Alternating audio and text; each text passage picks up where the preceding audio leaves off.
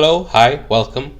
The show's name is Presh Reviews because my name is Presh, and this week I'll be reviewing Gladiator 2.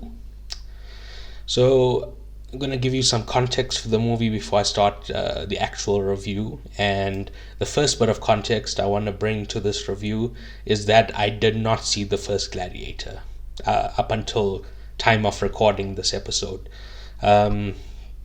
This is not a reflection of how I am as a human being, because generally I watch the first movie before watching a sequel, but unfortunately I was rushed into seeing Gladiator 2 because it was on the IMAX screens for only 1 week, and it was just a last minute decision that I decided to go watch Gladiator because if I waited the next week there would be no IMAX, so that was it. Right? But this puts me in a unique situation where I can give my opinion solely based on this movie, as the baggage of Gladiator 1 is not holding me down. Right? The second bit of context is that I don't care about historical accuracy. This is a movie. If you want facts, then you should go watch a documentary. I believe that a director not only can, but should fudge the details to tell a more interesting story. Right? The third bit of context is that I'm a big fan of the director Ridley Scott. Since the pandemic, when I became a film buff, I watched a number of his movies, and I think Alien and Blade Runner are masterpieces, and I have seen every post-pandemic film of his in the theater. So, The Last Duel, House of Gucci, and Napoleon. Napoleon I watched in IMAX, right? I watched Napoleon in an empty cinema. It was more or less a private screening for me. But it's good to see that people came to see Gladiator 2. In fact, we haven't gone to the review yet, but obviously if you've listened to my reviews, you know that I need the toilet a lot. And I went about like 3 or 4 times to the toilet, and you have a theater employee who comes to check who's in the seats just to make sure that somebody hasn't wandered in and stayed in their seat. And the theater employee was just engrossed in the movie. Right? So that should give you a bit of an idea of how good this movie is before I even start the review. Right? The fourth bit of context is that I'm a huge fan of Paul Mescal, the star of this movie. I saw him in a movie called After Sun, and that movie made me cry. I was a wreck for 2 days after seeing After Sun. My only problem with Paul Mescal is his haircut. His haircut is atrocious, and there's nothing you can tell me that will convince me otherwise. For some reason, his hair in real life is the exact same as his hair in this movie, and I kept thinking about it throughout the movie. I just want to reach out into the screen and shave his head. It just, awful haircut. And it makes me think less of him as an actor that he has that haircut. But anyway, the fifth bit of context is that I mentioned I watched the movie in IMAX, but I went with my brother and my friend that does shrooms, and that friend said that he was tripping balls throughout the movie, and the movie went up a whole nother level because of it. And alright, so my thoughts for the movie. The movie begins with a semi-animated retelling of the first movie, which I enjoyed a lot. It reminded me a lot of the Spider-Man 2 opening credits, which does a similar thing, but it uses the comic book artist Alex Ross to do those animated things. I don't know who did it for this movie, but it reminded me of it. I've seen reviews that have actually criticized this and said and compared it negatively to Spider-Man 2, but I don't think you can't say, oh, that movie is better, so I'm gonna ding this movie. It's taken on its own terms. I really enjoyed this opening sequence just because it reminded me of something that may or may not be better. That doesn't diminish or raise this movie's scene. But anyway, as soon as I saw his wife, I thought, wow, this woman is dead. She is dead. The deadest person that's ever been killed. dead. So dead. Unbelievably dead. Just dead, dead, dead. Dead, dead, D-E-D, dead. Dead, dead, dead. Right. I really enjoyed the opening battle scene. I thought it was well done on its own terms, but it also adds three things to the story, which, is very good. You want the battle scene to also convey information to the watchers of the movie, right? So number one, it establishes that Paul Mescal is an army general and can lead men, and this will come up later in the movie. Number two, it kills his wife and establishes his initial motive for revenge. But three, it shows how insanely skilled the Roman army is. Paul Mescal and his crew gave it a red hot go, and they still got wiped out totally. Right? The only thing I could think of that could have been done better was the CGI with the ships. There were lightning-filled clouds that looked fake in the background. Now at this point, I thought it would be a cliché revenge tale where Paul Mescal eventually kills Pedro Pascal at the end of the movie, but I'm glad it took this turn into a more complex tale. I was pleasantly surprised that the story wasn't cliché at all. It was smart and intriguing, with the villain only showing his face at the last possible moment. My only complaint is that they weren't efficient with time. There's a couple of times where I thought they double did something. For example, when his wife dies, we see him go to the afterlife and mourn his wife. And then when they have the scene immediately after where he finds her body and mourns her again. Number two, when he meets Denzel for the first time, Denzel promises him the general's head. And then later, I think it's like 2 or 3 scenes later, Paul Mescal is in the bathtub and Denzel promises him the general's head again. Then later in the movie, Paul Mescal gives his ring to the medicine man, and then the medicine man repeats exactly what he said to whoever he took that ring to.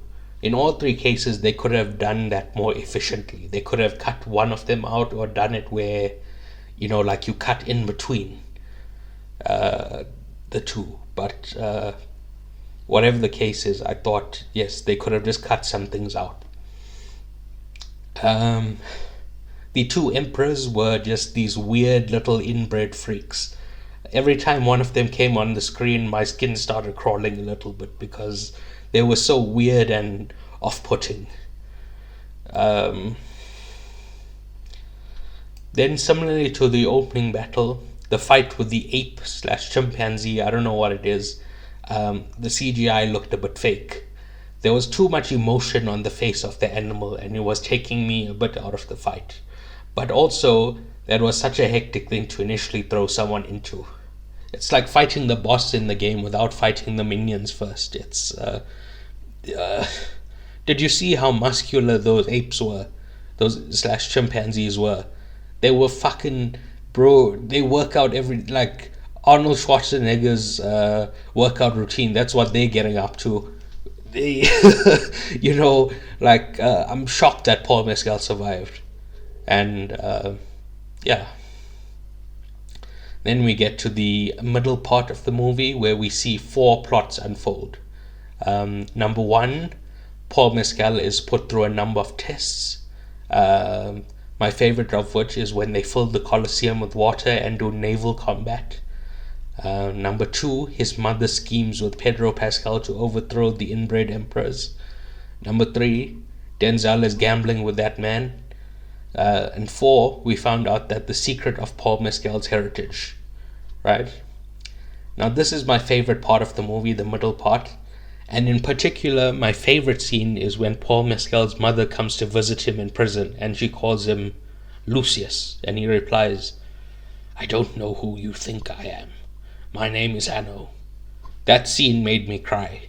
It was I thought it was so emotional, so like a boy denying his mother's love. It was like so hectic for me. And then I told my brother afterwards that I cried, and he was like, "What? That was just like a regular scene. Why were you crying?" So maybe I'm the weird one, but I thought that was very, it pulled at the heartstrings. It played a merry-chord on the heartstrings. That's all I'm going to say. Right. Then this all comes to a head when the plan is foiled and Pedro Pascal is forced to fight Paul Mescal in the arena. On the one hand, I like his character seeing above the revenge and choosing not to kill Pedro Pascal, but on the other hand, he got over his wife's death very quickly. And that is my main complaint about this movie. It felt a bit rushed, especially in the third act. Now, earlier in this review, I said that a certain portion was inefficient. It's a sign of bad pacing if I say your movie is both rushed and inefficient. So I guess my real main complaint is the pacing. Right? The final part of the movie is also excellent. We get the reveal that Denzel was a slave and is on his own revenge mission, which again adds complexity to the story without it becoming confusing. I've seen a lot of people say that they dislike the final battle being between Paul Mescal and Denzel because Denzel has not been shown to be a good fighter. But I think that the ending fight is a metaphor for the dream of Rome overcoming politicians like Denzel. It was never meant to be a competitive fight. It was meant to, like I said, be a metaphor. Then, in terms of acting, I thought everyone was excellent, but especially Denzel, who is rightfully getting some Oscar nomination talk. I think sometimes people confuse flamboyant acting for good acting, and it's not the case in this movie, as Denzel is both flamboyant and he's also excellent. He's currently my frontrunner for Best Supporting Actor, and I've seen a lot of people talk shit about Paul Mescal, saying that he has no charisma, but I thought he was a phenomenal shy guy. Just a chilled, shy guy, right? Just because a character isn't shouting and loud all the time doesn't mean that they have no charisma.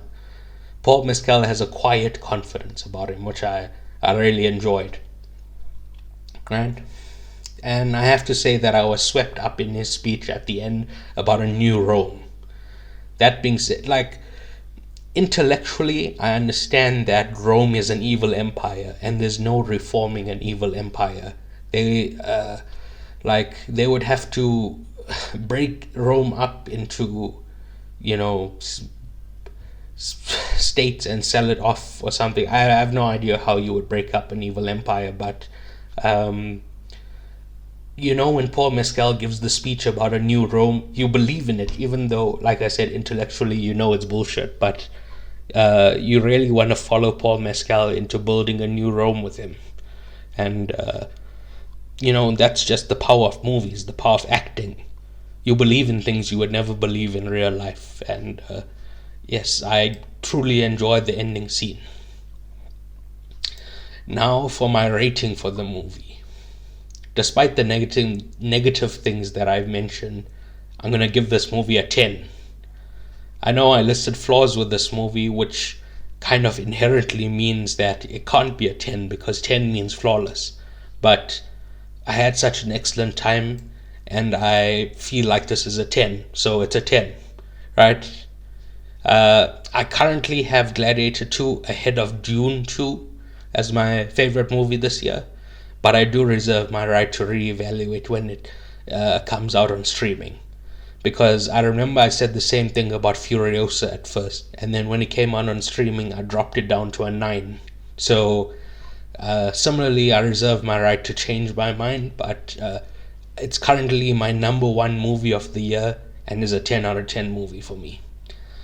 Right, so thank you for listening. Please remember to rate, review, subscribe, give a like, etc.